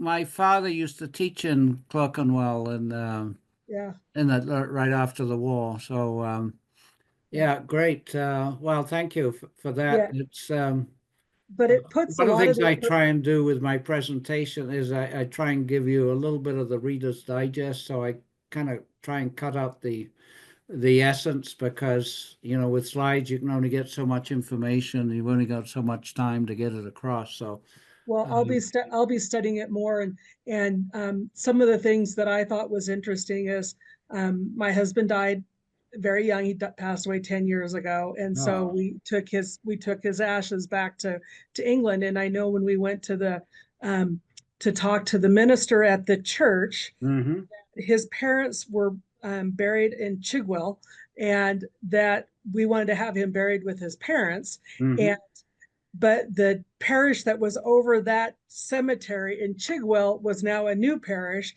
And so they had to get permission from another parish to bury his ashes there. And it was Ah. just like, are you serious? There's still, and I still think, I told my stepson, I said, just pay the minister some money.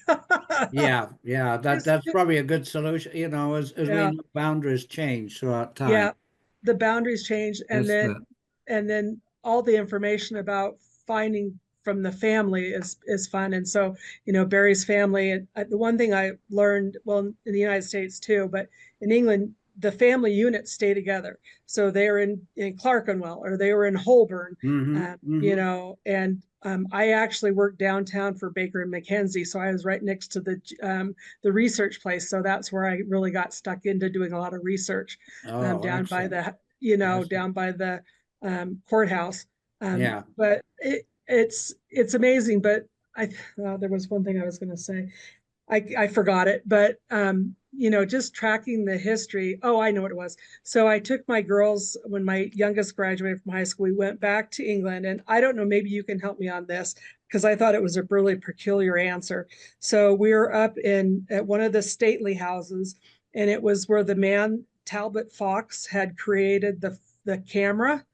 And in his stately house, he had the big exhibit of the cameras. But when you're walking through the halls, the Great Hall in the ceiling had all these symbols, and they were family surname crests up there. And so I found and my last name is Goddard, or as my husband say, Goddard. And I saw that crest up there, and I asked the docent, and she goes, "Well, that's just like Facebook. Those were just friends at the time, but that has to be more relevant, doesn't it? Because I know I have family that is a little bit more, had quite a bit of money in England." But I just thought it was interesting that, here's this crest on the ceiling of this building. And she said, "Oh, well, they were just friends." And there were probably, 100 or 50 on the ceiling. So. Yeah, I mean, not knowing the specifics, but often the crest did mean something. People more recently have claimed crests that perhaps they didn't really belong to them or have right to. But one of the things, do you have a picture of that crest? I do, but I have a picture of the crest, and then I have this, but it's a whole ceiling of all different kinds of crests. And that's what I thought was interesting. They put all these different crests on the ceiling. That But would I'll try to find it and send it to you. yeah, there's a couple of things I can think of. One is trying Google Images with the crest and see if you come up with something. The other thing is just researching the house. They may give you some information on why they have so many crests there. Yeah. Well, and it was this, we were there looking for Harry Potter stuff, of course, Yeah. so that's where they had done one of the scenes. But I was more fascinated with the cameras. And then in those old stately homes, I'm walking down the halls, and I see all these books that have on the side of them that are all research books. And I'm just thinking, oh, I wish I could get my hands on those. But yeah, that's but cool. again, Yeah. I really appreciate your tutorial and your synoptic view, because it will help me with my, helping search my girls. You can take that, and then you can dig into the details and the specific areas that you're interested in. But my grandmother was a Dawkins, and her grandfather was he was a camera cabinet maker in Birmingham. Okay. So he would build cabinets for the camera makers at the time, and so on. So he didn't make the camera, but he specialized in the cabinets, and then he'd sell them. He had a business. Yeah. Yeah. It's kind of fun. A lot of the families, though, especially ones in London, and when I was studying abroad over there, it just seemed like there were so many families were really just trying to eke out a living. Oh, yes. Yeah. Well, yeah, that's a whole nother thing. It's and if you generally weren't in it, speaking, we do better over here than they do in Europe in general. right. Yeah. So if you weren't in a poorhouse or workhouse, Right. you hopefully you didn't get shipped to Australia. So thank you again. Right. Thank Oh, you. you're welcome. I see Bill in the chat box. Bill doesn't have a camera or a microphone that he can turn on. So he wanted to say thanks to you I recognize you from the monthly Chula Vista Genealogical Society Research Group SIG. Oh, yes, yeah. Yeah, Randy is an icon for those of you who don't know him. He's been doing this for about 30 years. He he writes a blog, Genia Musings, on a variety of topics.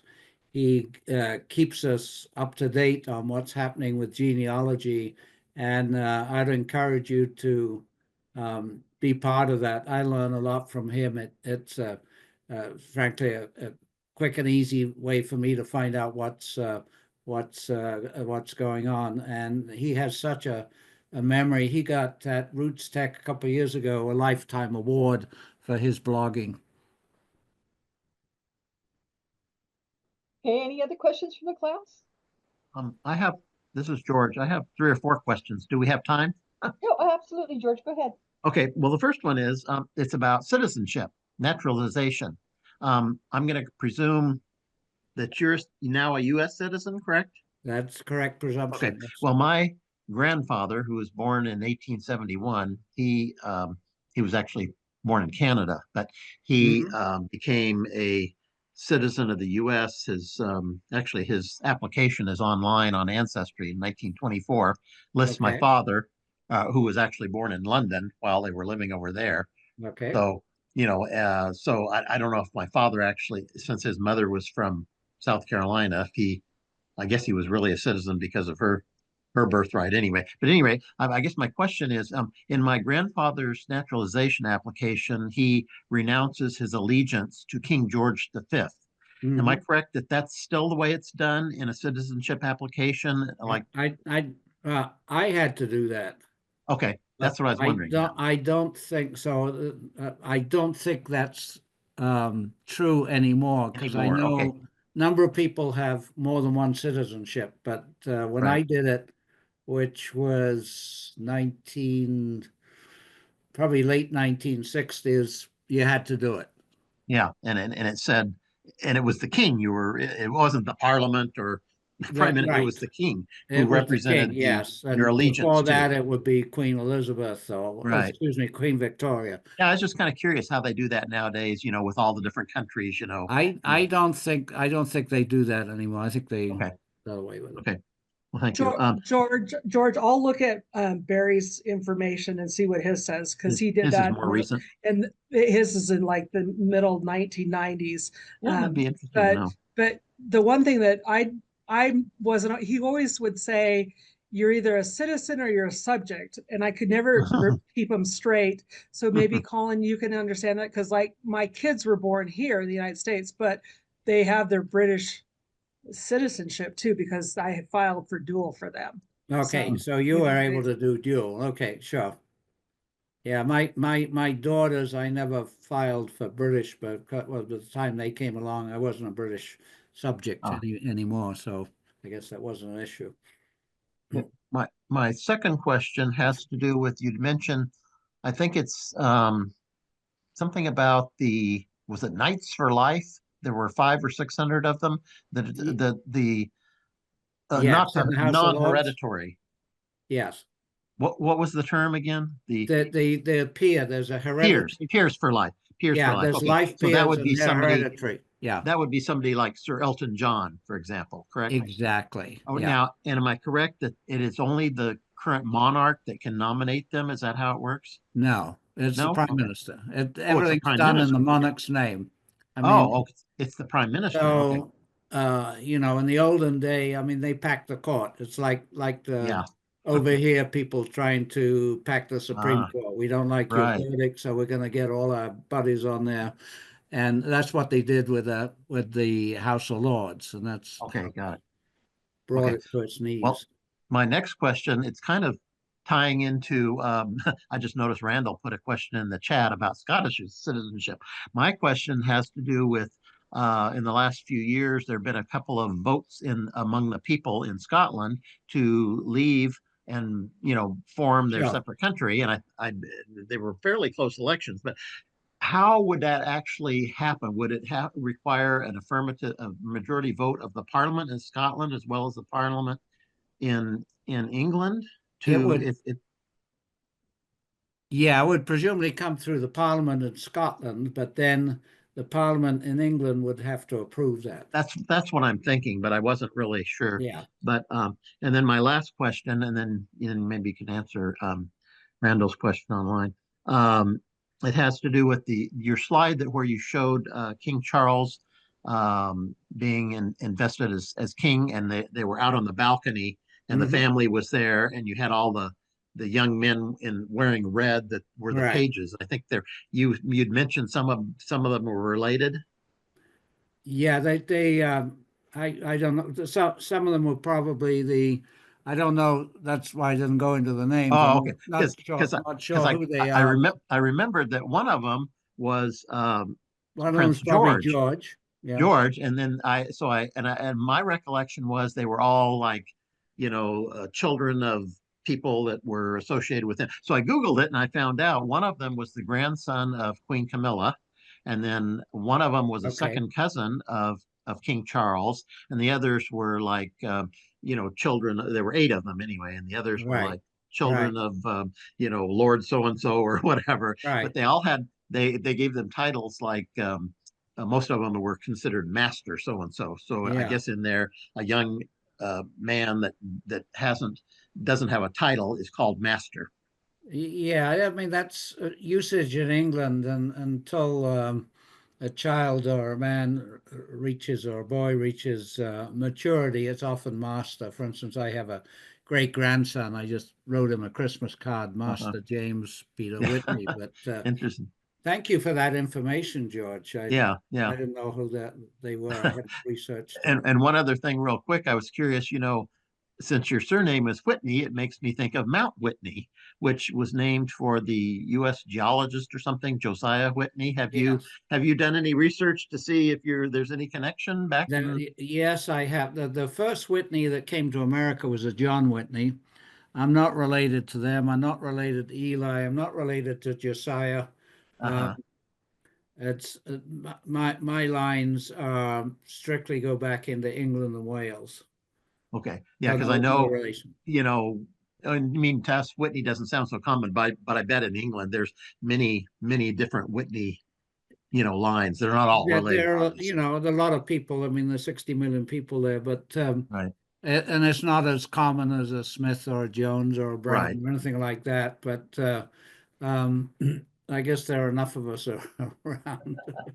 Get around. In Well, thank fact, you. there's a slave museum, and I forget where it is, Kentucky or something, called the Whitney Museum. And one of my cousins sent me an email in horror. Oh my God, did we have something to do with that slave museum? So I researched it, and I can't remember who the slave owner was, but he named it after his daughter, who was Whitney, whatever her name was. Hmm. So Interesting. Well, thank you. you're welcome. Okay, Randall's question is what about Scottish citizenship? Can I get dual citizenship? What about Scottish? I don't know. What about Scottish citizenship? Um,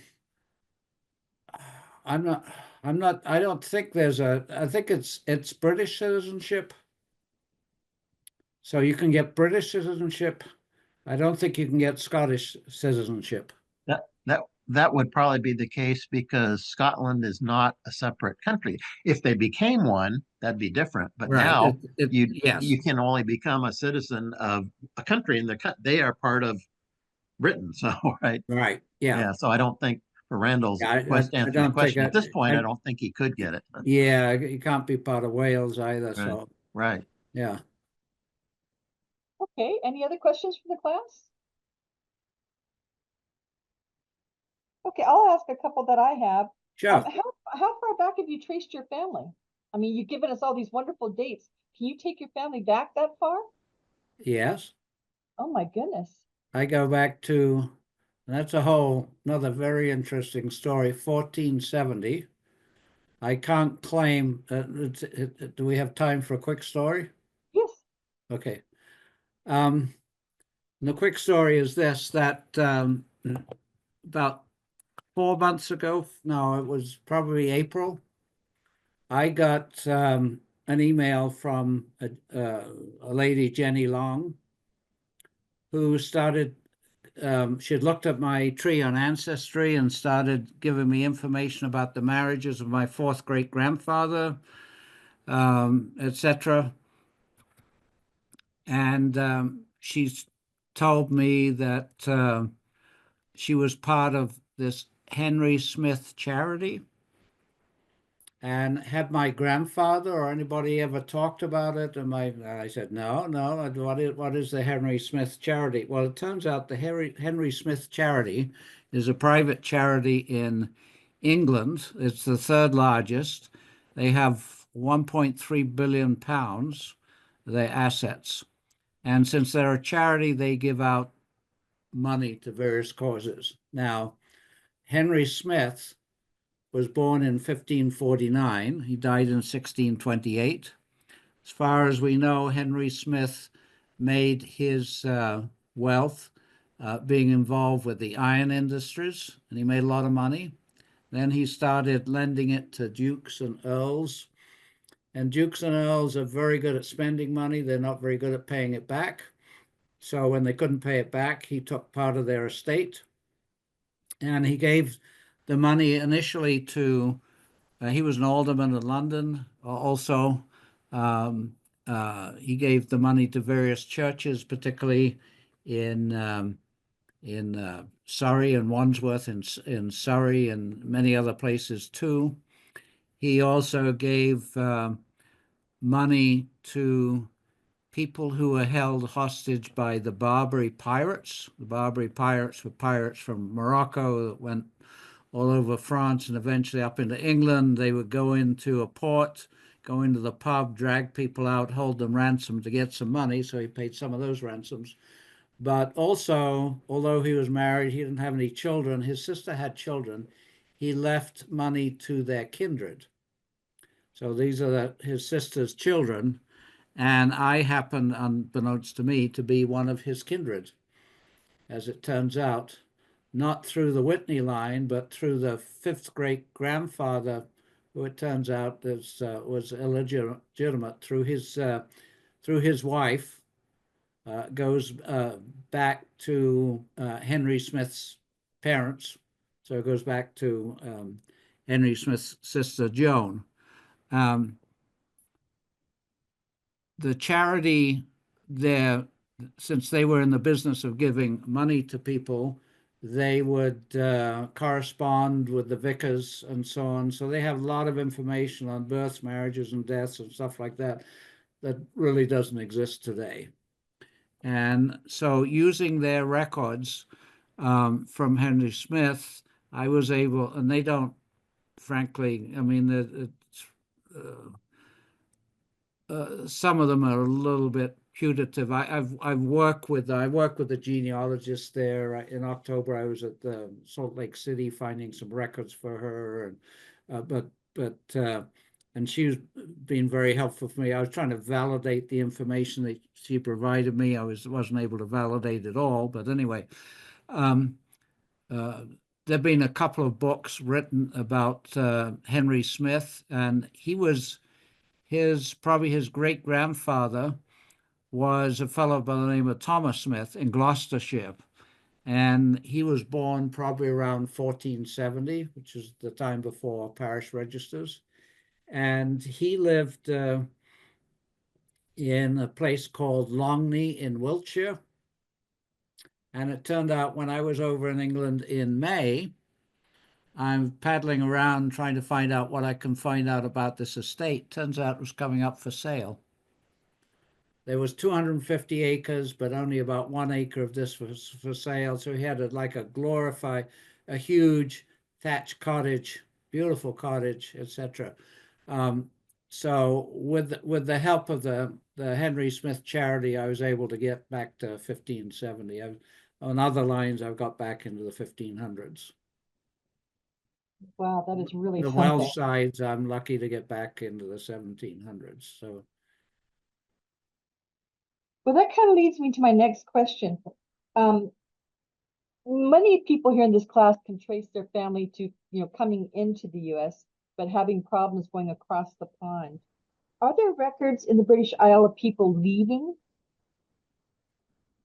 They're starting in 1890, yes. And you can get those on Ancestry. You can find them at the National Archives. But if you're looking for people before 1890, then that's a problem.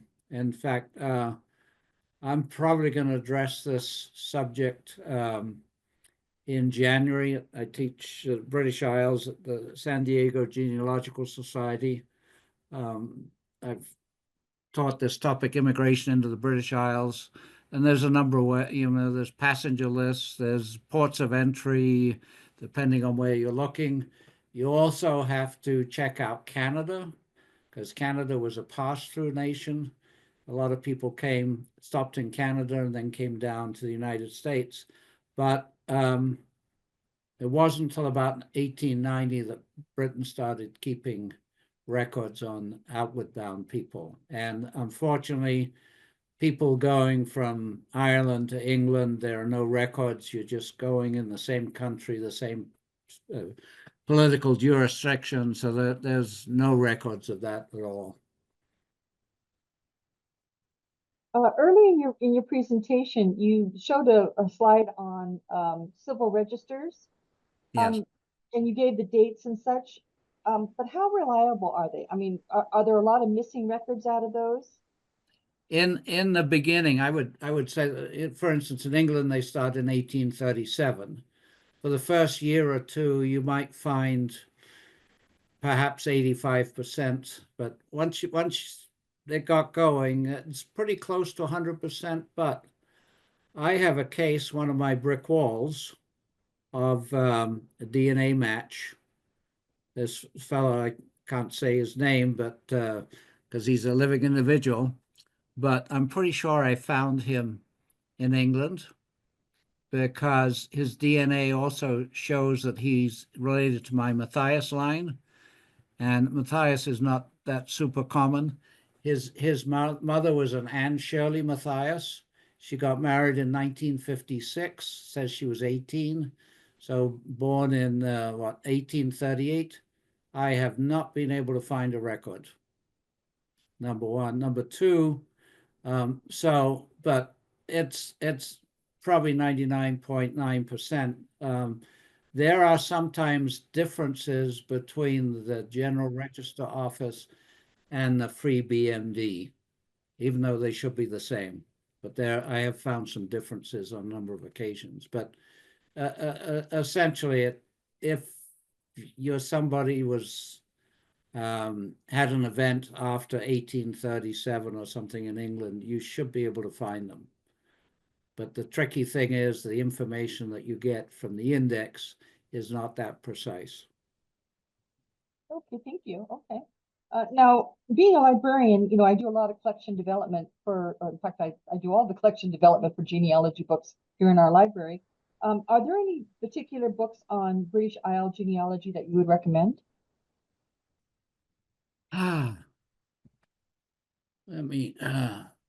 It depends on what you're looking. I got a whole drawer full here. If you like, I can. Oops, I moved them around.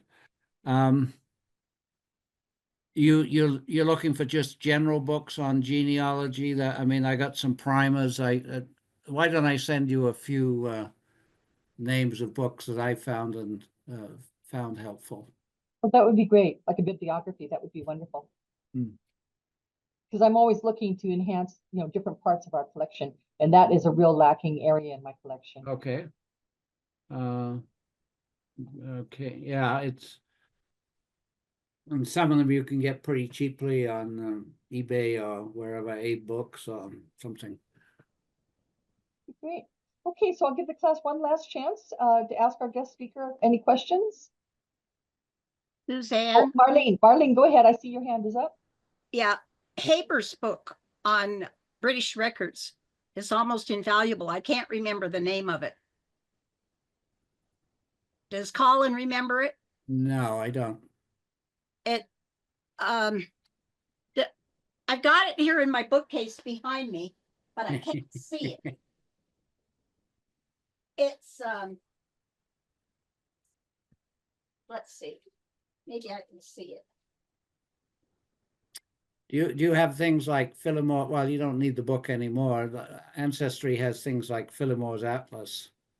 I have Phillimore's Atlas. I have it too, but you can get the pictures on Ancestry, but you can't get the page which gives all the dates that the vital events start at by parish. The Haber's book is called Ancestral Trails. Ancestral. Okay, thank you. Thank you, Marlene. I think, Suzanne, I had you buy it. Okay, I'll have to go and check after the class is done. When you Okay. want to know about British records, that is like the Bible for it. Okay, thank you, Marlene. Norma has a question for you. Has Colin worked with any Shetland Island records? Yes, there are. I don't know. I've worked with some of the Outer Hebrides. There are some websites there on the Outer Hebrides which will tell you things like who came to various parts of Canada, many of them to Pictou, places like that. But Hebrides records themselves, no, not. I don't have anybody in Scotland, so I haven't done extensive research there. My DNA, they keep saying I have Scottish in there, but I haven't found it yet. But no. Do you have a question related to that? Let's see here. Hi, Colin. George. Oh, Just- go ahead. I'm sorry, Norma. Go ahead. Yeah, it's normal. My father immigrated from the Shetland Islands, so that paternal line is all Shetland, and it's a little obscure. And there's some interesting names. Like I have one ancestor I haven't been able to track down. He died in a shipwreck, apparently. And his name, it said he was born in Ireland. So where do you look for John Neal in Ireland? Yeah. Well, What time frame are we talking about? 1700s, late 1700s, early 1800s, Okay. but yet there's a little town in Shetland called Ireland. So I suspect Oh, it was okay. there. I just haven't been able to research that. So Yeah. Anyway, Yeah, they are very big on genealogy there. I mean, talk about an endogamous community. The Shetlands are very. Yeah, I mean it's that happens, doesn't it? Yes, it's I would you might want to contact Family History Society there. Yeah, I'm a Get member some of it. specific information. You might want to Google Shetland Island genealogy. There may be some websites that come up. I'm guessing, I presume you've tried the regular. Have you tried Find My Past? Oh yeah, I belong to them all. Yeah. So it's these I mean, they do a great job of digitizing records, but because they start with the ones that are going to have the most applicability, and so there are always a lot that they haven't got to yet. So I would, you might want to do the Family Search Wiki for the Shetlands. Also look at Genuki for the Shetlands to give you information on where to get records. There's another website that I use for the British Isles called Gen Guide, which gives you records often by type of records. I think you can put in location there, and they're pretty good too. Yeah, I haven't heard of Gen Guide. I think it's like genguide.co.uk probably. Okay. Just Google Gen Guide, it should come up. Okay, thank you. Okay, let's see here. George put in the chat box. Let's see here.